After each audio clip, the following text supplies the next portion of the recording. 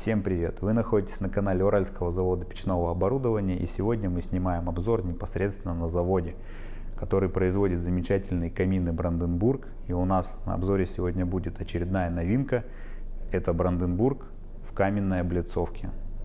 В данной модели в качестве материала облицовки используется природный камень змеевик. Ранее на канале мы уже снимали обзор на печь-камин Бранденбург, в котором рассказали о его основных принципах работы, а также технических характеристиках. А в этом ролике мы более подробно хотели рассказать о камне змеевик, из которого и сделана облицовка для данного камина. Оставайтесь с нами, будет много интересного. Боковые вставки в камине представлены в виде плитки, толщина которой 20 мм. Верхняя плита на камине также состоит из цельной плиты толщиной 30 мм. Напоминаем, что данный камин имеет мощность 9 кВт и способен отопить помещение для 90 квадратных метров.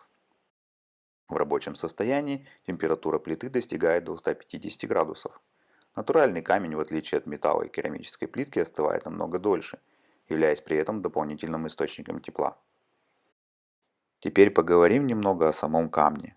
Змеевик или сертерпенит относится к разряду полудрагоценных камней с месторождениями в Хакасии, на Кавказе, Урале и других точках мира. Литературное название породы сертерпенит образовалось от латинского слова серпент, которое переводится как змея. Камень-змеевик имеет очень интересный окрас, из-за которого он и получил подобное название. Он напоминает змеиную кожу. В состав породы входит окись магния, вода, двуокись кремния, есть вкрапление кальция.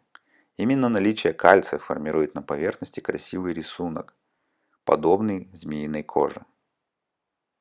Сертерпенит – это минерал, применяющийся для аккумулирования тепла. Он наделен огромным количеством ценных лечебных качеств. В народе он носит название аптекарского камня и помогает снимать мышечные и головные боли, исцелять от простудных заболеваний, стабилизировать артериальное давление, устранять воспалительные процессы в организме, снимать сонливость и спазмы сосудов. И это далеко не весь список его целебных качеств. Спасибо, что досмотрели данный ролик до конца.